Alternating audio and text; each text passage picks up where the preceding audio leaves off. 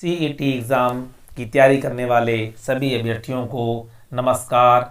आज हम पढ़ेंगे राजस्थान की प्राचीन सभ्यताओं के बारे में जो हमारे सिलेबस में दी गई है।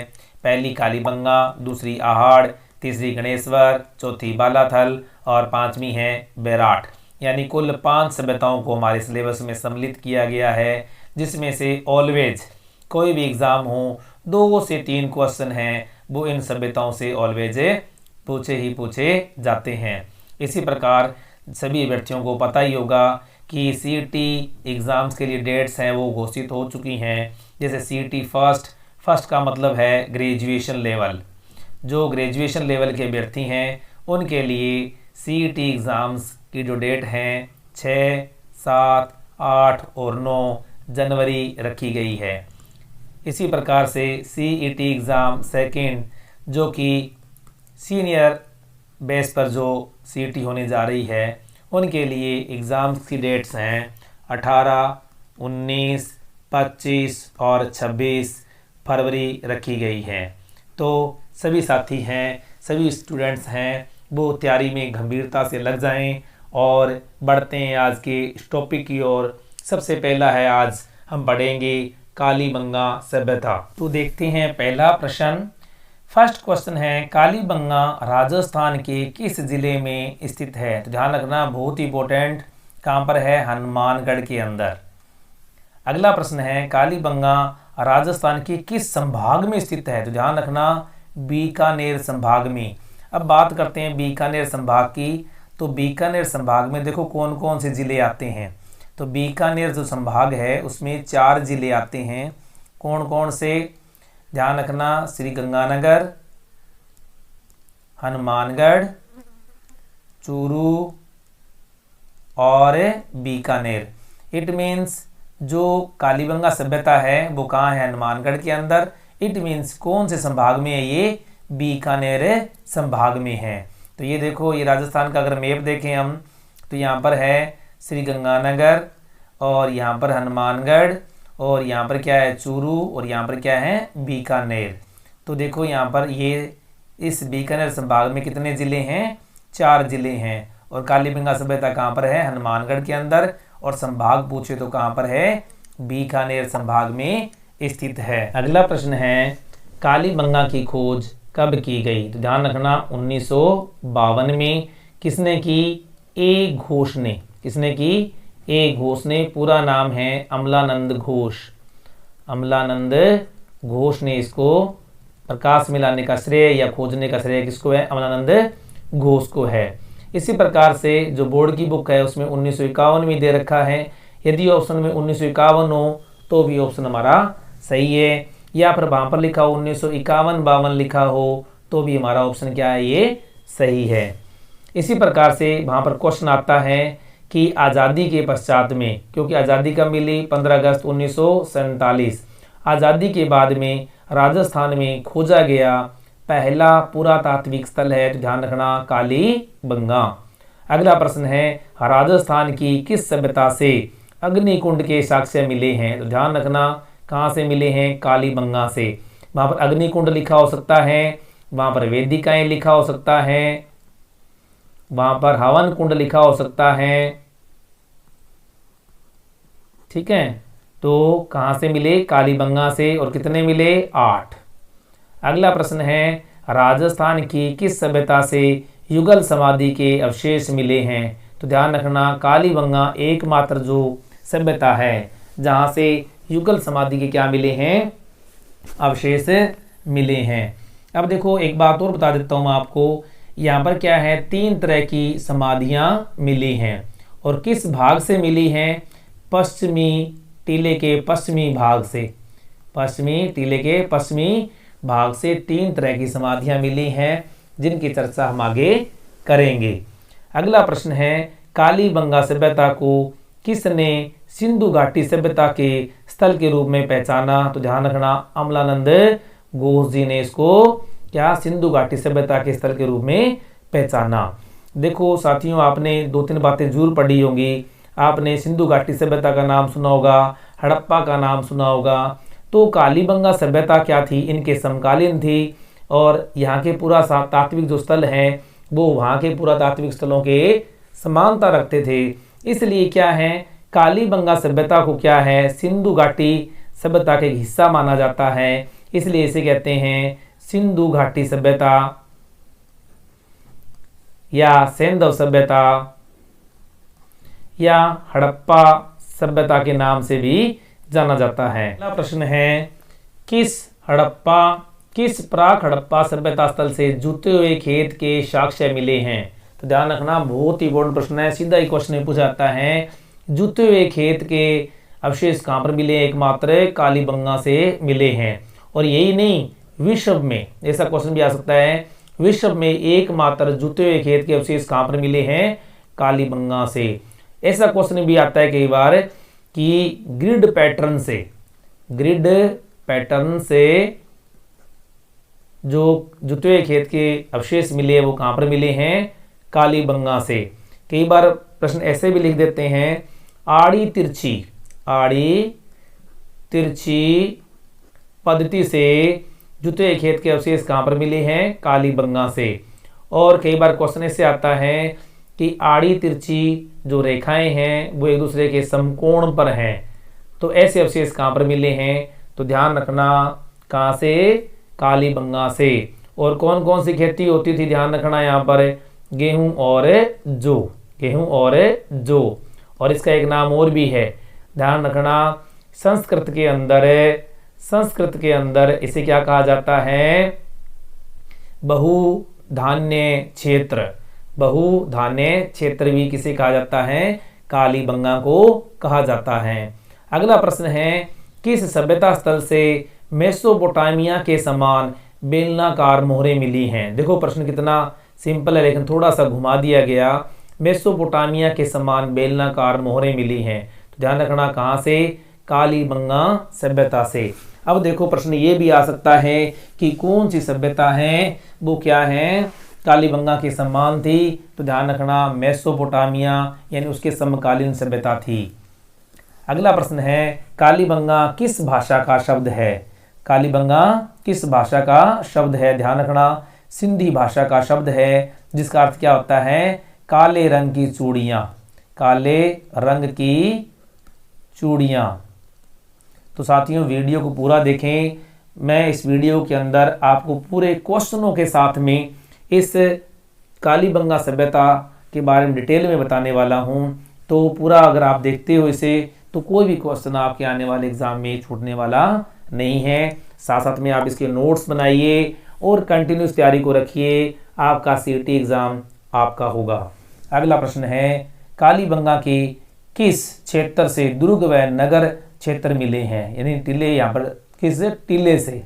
ध्यान रखना, पश्चिमी टीले से। अब देखो, अपने बात करें कालीबंगा की, तो कालीबंगा में दो तरह के टीले मिले। देखो ये पूर्वी भाग है और ये क्या है? पश्चिमी भाग। अब क्या है, यहाँ का जो टीला है वो क्या है? ऊंचा ज़्यादा है लेकिन चौड़ाई क्या है? कम है। और जो पूर्व में क्या है, जो टीला मिला है, इसकी ऊंचाई तो क्या है? कम है, लेकिन चौड़ाई क्या है? इसकी ज़्यादा है। अब देखो ये जो टीला है पश्चिमी भाग वाला, इस पर क्या है? दो क्षेत्र मिले हैं। एक तो क्या है, इसके ऊपर क्या बना हुआ है? दुर्ग बना हुआ है, यानी दुर्ग के द्वारा क्या है? पूरा घिरा हुआ है। और एक साइड में क्या है? नगर क्षेत्र बना हुआ है। इसलिए इस भाग को, यानी कौन से? पश्चिमी टीले को, ध्यान रखना, जब कालीबंगा जाते हैं दो टीले बने हुए, वहां पर दो जगह पर खुदाई की हुई है। एक तो उसका पश्चिमी भाग और एक क्या मान लेते हैं? उसका पूर्वी भाग।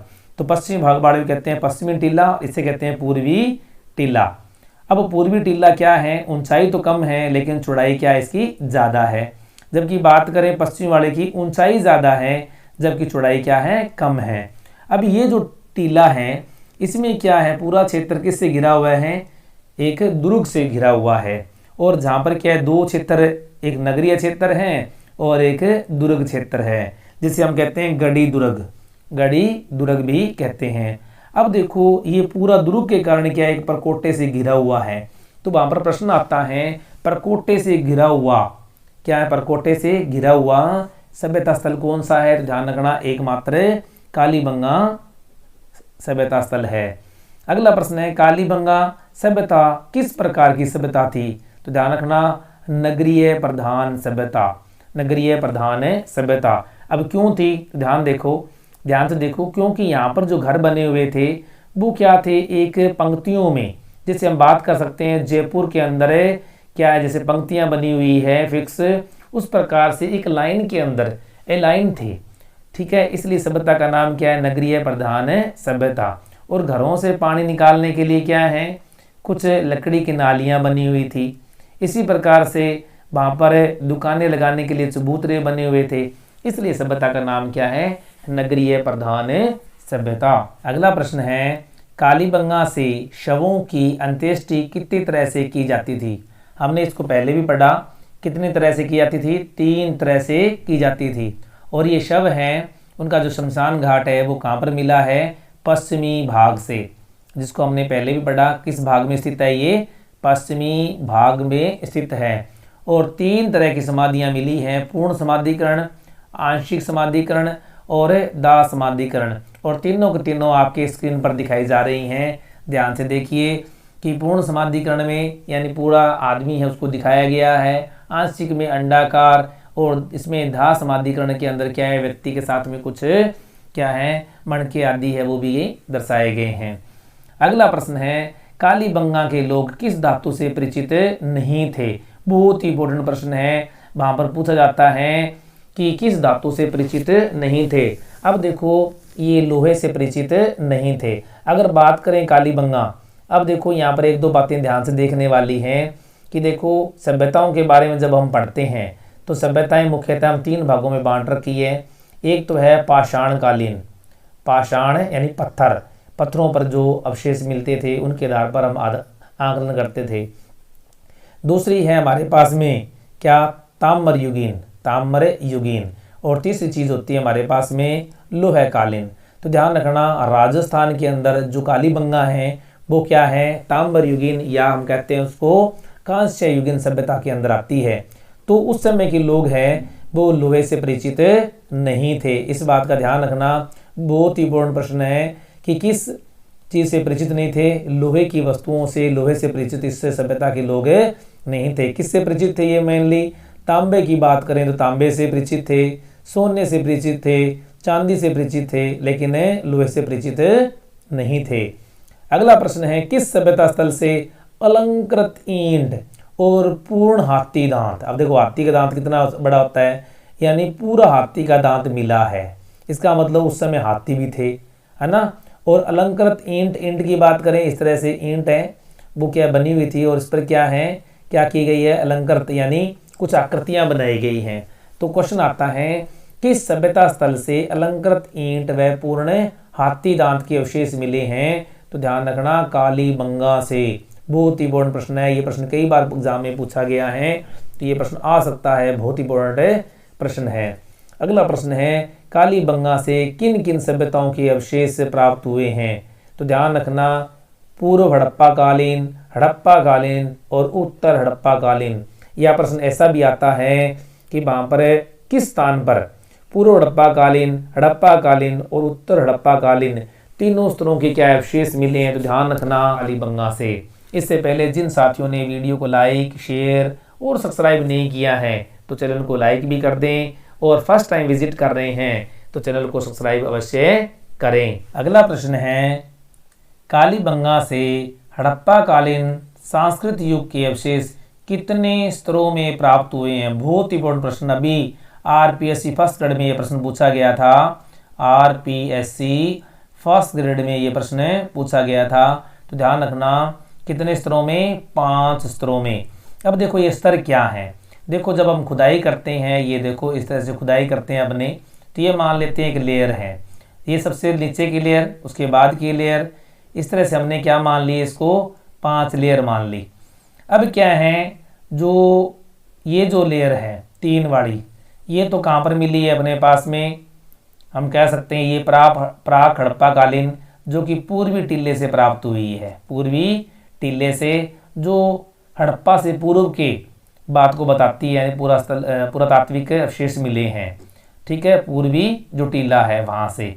इसी प्रकार से इसके ऊपर जो बाद की जो सभ्यता है, जो हड़प्पा कालीन हम बात कर रहे हैं, दो अवशेष हैं वो क्या हड़प्पा कालीन है, जो क्या बाद में मिले हैं। और ये भी ध्यान रखना इसका और इसका कोई संबंध नहीं है, क्योंकि यहाँ पर जो पहले सभ्यता थी, पहले जो लोग थे वो भूकंप के कारण या अन्य कारणों से ये सभ्यता क्या हो गई थी, लुप्त हो गई थी। उसके बहुत सालों के बाद में ये हड़प्पा कालीन सभ्यता इसके ऊपर है क्या है, दोबारा बनी। तो टोटल पूछा जाता है कितने स्तरों में प्राप्त हुए, तो ध्यान रखना 5 स्तरों में प्राप्त हुए। अगला प्रश्न है कालीबंगा को किसने सिंधु सभ्यता की तीसरी राजधानी कहा। बहुत इंपॉर्टेंट, सिंधु का नाम पहले बता के आ रहा हूं मैं आपको। सिंधु का मतलब यहाँ पर है सिंधु कालीन सभ्यता, ठीक है। तो किसने कहा, दोबारा प्रश्न देखिए, कालीबंगा को किसने सिंधु सभ्यता की तीसरी राजधानी कहा। तो किसने कहा, डॉक्टर दशरथ शर्मा ने। बहुत ही बड़ा प्रश्न है, पहले पूछा भी गया है, डॉक्टर दशरथ शर्मा ने। अगला प्रश्न है स्वतंत्रता प्राप्ति के पश्चात उत्खनन किए जाने वाला प्रथम स्थल है।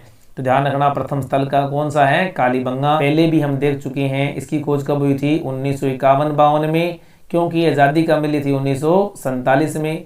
तो आज़ादी के बाद में उत्खनन किए जाने वाला पहला स्थल कौन सा है, कालीबंगा। अगला प्रश्न है कालीबंगा का उत्खनन किसके नेतृत्व में किया गया। बहुत ही पूर्ण प्रश्न है, देखो बी लाल और बी के थापर के नेतृत्व में। और कब से कब तक किया गया, ये प्रश्न भी सीधा पूछा गया है, 1961 से लेकर 1969 तक इसका उत्खनन किया गया। देखो बच्चों, जितने भी व्यक्ति सीईटी की तैयारी इस वीडियो को देख रहे हैं वो इस वीडियो को स्किप बिल्कुल ना करें। अगर आप वास्तव में अपना सिलेक्शन चाहते हैं तो इस वीडियो को पूरा देखें और आने वाले वीडियोस को भी देखें आप लोग, क्योंकि आपको यहाँ से जो मैटर मिलने वाला है वो बहुत ही सीईटी एग्ज़ाम के अकॉर्डिंग और सिलेक्शन करने वाला मैटर मिलने वाला है। तो इसलिए इस पूरे वीडियो को देखिए अगर आप वास्तव में सीईटी की तैयारी करना चाहते हैं।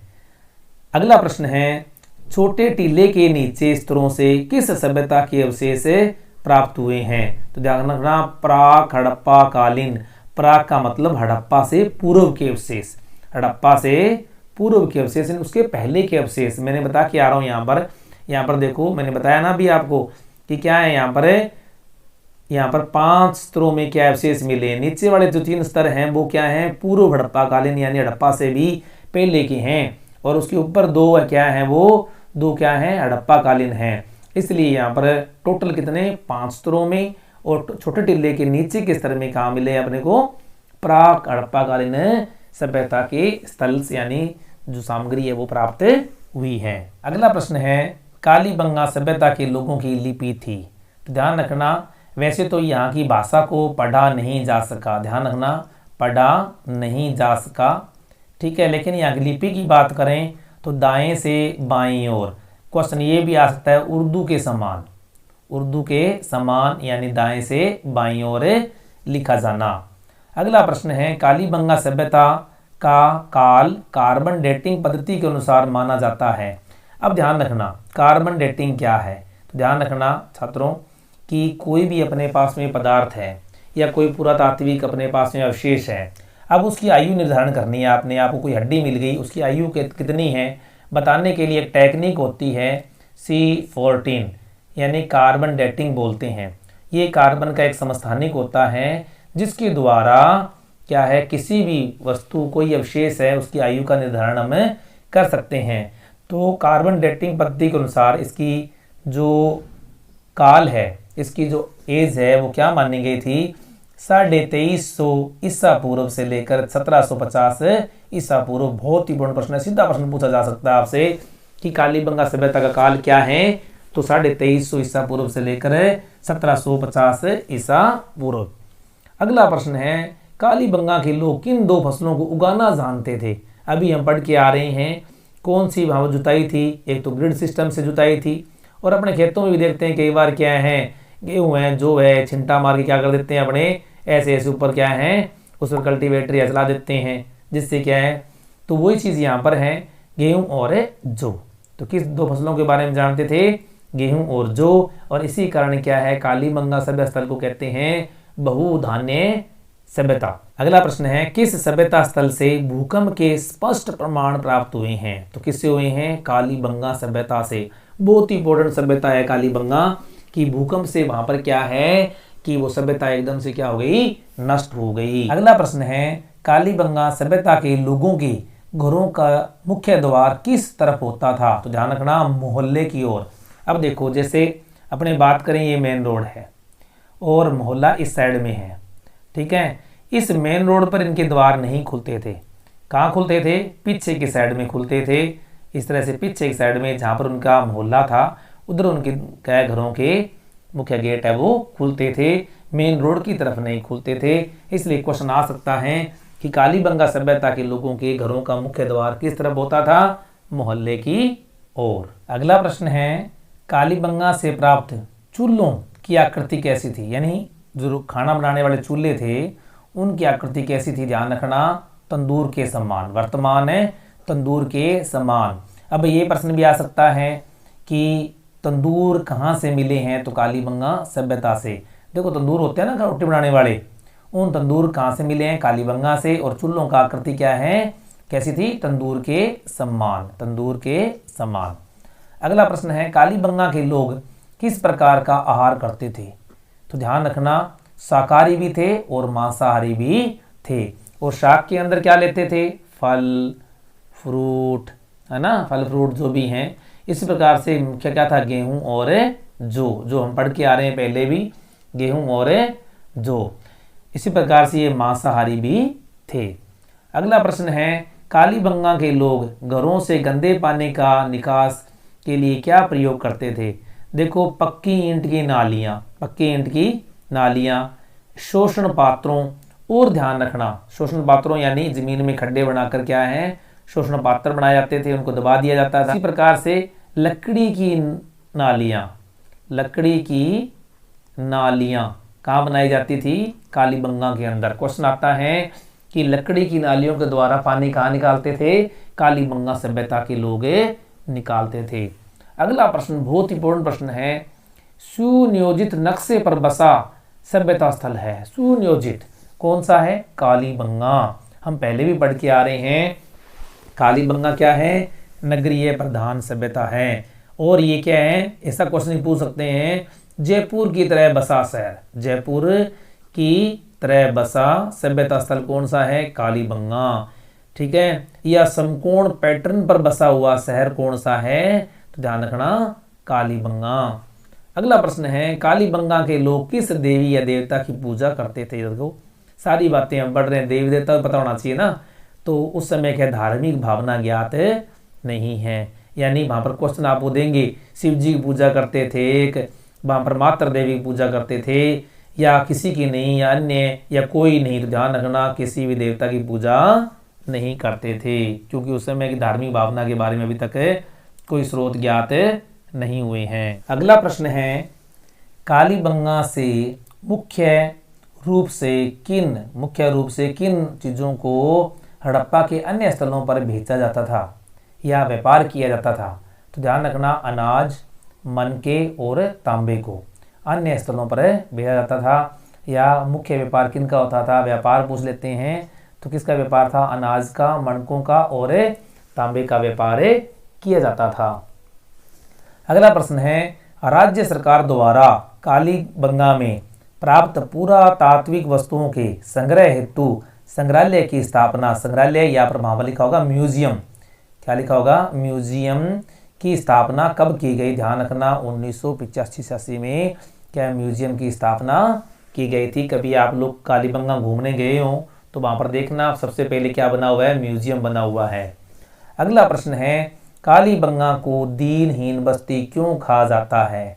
ध्यान रखना, क्यों कहा जाता है? क्योंकि यहाँ के जो घर हैं वो क्या है? कच्ची ईंटों से बने होते थे। ध्यान रखना, दीनहीन बस्ती क्यों कहा जाता है? क्योंकि यहाँ के घर हैं वो किससे बने हुए थे? कच्ची ईंटों के प्रयोग के कारण, यानी कच्ची ईंटों से बने हुए थे। और इनकी ईंटों का आकार क्या था? तो ध्यान रखना, 30 × 20 × 10 ये ईंट का आकार था। इसी प्रकार से सड़क है तो सड़क की चौड़ाई कितनी थी? ध्यान रखना, 7.2 मीटर, इतनी चौड़ी सड़क होती थी। देखो, ठीक है ना। तो सड़क है, उनकी चौड़ाई कितनी थी? 7.2 मीटर। अगला प्रश्न है, कालीबंगा सभ्यता से मिली कौन सी वस्तुएं हैं वो कला कौशल की दृष्टि से विशेष रूप से उल्लेखनीय हैं। अब देखो कला यानी कला कौशल भी उस समय क्या था, बहुत चरम स्तर पर था। तो ध्यान रखना कौन सी, मिट्टी से बनी हुई वृषभ की आकृति, यानी वृषभ का मतलब यहाँ पर बेल की आकृति है जो मिट्टी से बनी हुई है, और इस पर जो बना हुआ जो इसका शीश था उसको इस प्रकार से बनाया गया था, उसको कैसे भी कभी भी उतार के वापस लगाया जा सकता था। अगला प्रश्न है स्वास्थविक चिन्ह किस सभ्यता की विशेषता थी। ध्यान रखना कालीबंगा, क्योंकि देखो ये जो स्वास्थविक चिन्ह है ज़्यादातर उपयोग किया जाता था हड़प्पा में, और ये भी क्या है, हड़प्पा कालीन सभ्यता है, इसलिए क्या है स्वास्थविक चिन्ह की सभ्यता की विशेषता किस सभ्यता की है, कालीबंगा की। स्वास्थ्य चिन्ह समझते हो ना, इस तरह से चिन्ह बनाते हैं ना अपने घर पे, इस तरह का चिन्ह। अगला प्रश्न है किस सभ्यता स्थल को संस्कृत साहित्य में भूधान्य क्षेत्र कहा गया है। ध्यान रखना कालीबंगा सभ्यता स्थल को। आपको पता है कि पहले हनुमानगढ़ और गंगानगर क्या है, एक ही यानी सम्मिलित थे, बाद में इनको क्या कर दिया गया, पृथक कर दिया गया। तो क्या था, गंगानगर को तो वैसे ही पता है अन्न को कटोरा कहते हैं, और ये क्षेत्र भी क्या है गंगानगर से जुड़ा हुआ है, इसलिए क्या यहाँ पर धान बहुत होता था, इसलिए इसे कहते हैं भूधान्य क्षेत्र। अगला प्रश्न है कालीबंगा सभ्यता के लोग किन किन पशुओं से परिचित थे। ध्यान रखना किन किन पशुओं से परिचित थे, किन से नहीं थे, ऐसा प्रश्न भी पूछ लेते हैं। पहले ध्यान रखना भेड़, बकरी, गाय, भैंस, बेल, भैंसा, सुअर और कुत्ते से तो परिचित थे। एक बार प्रश्न आया था घोड़े से ये परिचित थे या नहीं थे, तो ध्यान रखना घोड़े से ये परिचित नहीं थे। इसी प्रकार से अगला प्रश्न है कालीबंगा के समाज में किस कला का महत्वपूर्ण स्थान था। तो ध्यान रखना शिल्प कला का स्थान बहुत ही महत्वपूर्ण था। इस काल में जो कुंभकार था, घड़े बनाने वाला कुंभकार था, वो क्या था कि मृद भांड बनाना, ठीक है, मृद भांड बनाना, घड़े बनाना, ये सारे काम कौन करता था, कुंभकार करता था, इसलिए शिल्प कला का विशेष महत्व था। अगला प्रश्न है किन वस्तुओं से पता चलता है कि कालीबंगा सभ्यता के लोग हैं वो क्या थे, प्रसाधन प्रेमी थे। ये बहुत इंपॉर्टेंट है। प्रसाधन प्रेमी का मतलब है मेकअप का सामान यूज करने वाले। देखो इनके क्या हैं, सबसे बड़ी बात थी कैसे पता चला, इनके कर्णफूल यानी कानों में बालियां, बालों में लगाने वाली पिन उस समय भी थी। देखो गले में मनके का हार, इसी प्रकार तांबे व सेलखड़ी यानी पत्थर से निर्मित चूड़ियाँ, अंगूठी व तांबे का बना हुआ दर्पण, जो कि क्या दर्पण कहाँ पर मिला था, तांबे का एक शव के साथ में मिला था। तो कहने का मतलब ये है कि उस सभ्यता और उस समय के लोग भी कितने एडवांस थे, यानी प्रसाधन प्रेमी भी थे। तो ऐसा प्रश्न भी पूछ सकते हैं कि कैसे वहाँ पर प्रसाधन प्रेमी थे या कौन कौन चीज़ों का उपयोग करते थे। ध्यान रखना तांबे व सेलखड़ी से निर्मित चूड़ियाँ, इसी प्रकार से अंगूठी, ताम्र दर्पण, मणके का हार, बाड़ पिन, ठीक है, इसी प्रकार से कानों की बालियाँ आदि का उपयोग किया जाता था। अगला प्रश्न है पाकिस्तान के किस सभ्यता स्थल से प्राप्त पुरातात्विक जो अवशेष हैं वो कालीबंगा से काफ़ी मिलते जुलते हैं। तो ध्यान रखना पाकिस्तान का एक जगह है कोट दीजी, कोट दीजी, यहाँ से मिली हुई सामग्री है वो कालीबंगा से काफ़ी मिलती जुलती है। तो ऐसा प्रश्न भी पूछा जा सकता है। अब देखो दो तीन बातें जो रह गई, कालीबंगा जो सभ्यता है वो किस नदी के किनारे स्थित है। ध्यान रखना घगर, किसके किनारे है, वर्तमान में घगर, और पुराने समय में कौन सी नदी, सरस्वती या द्वेष्टती नदी के किनारे स्थित थी। तो ये था कालीबंगा सभ्यता के बारे में प्रश्नों सहित, और सारे डिटेल है इसमें डाल दी गई है। वीडियो को लाइक कर दें, शेयर कर दें और चैनल को सब्सक्राइब कर दें। इसी प्रकार से सभी सभ्यताओं को देखने के लिए आप चैनल से जुड़े रहें। पूरा जो सिलेबस है आपको सीईटी का यथाशीघ्र करवाया जाएगा और डेली आपको एक नया वीडियो मिलेगा। आपने नोट्स बनाइए और तैयारी कीजिए, क्योंकि आपके लिए चीज़ें हो सकता है नई हों। अगर आप लगातार जुड़े रहेंगे तो ये चीज़ें भी क्लियर हो जाएंगी और सीईटी का एग्ज़ाम भी क्या हो जाएगा, क्लियर हो जाएगा। तो थैंक यू।